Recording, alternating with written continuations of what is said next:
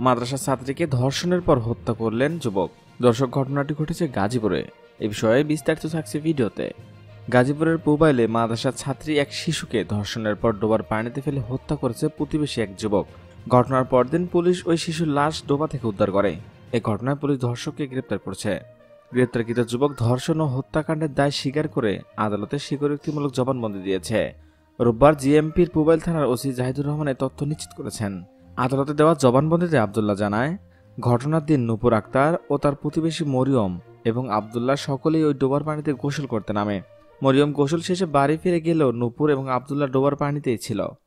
এক পর্যায়ে নূপুরকে ডোবার পাড়ে নির্জন স্থানে নিয়ে আব্দুল্লাহ ধর্ষণ করে। সে সময় ডোবার অপর প্রান্তে মানুষের চলাচলের শব্দ পেয়ে নূপুরকে ডোবার পানিতে ফেলে দিয়ে পালিয়ে যায় আব্দুল্লাহ।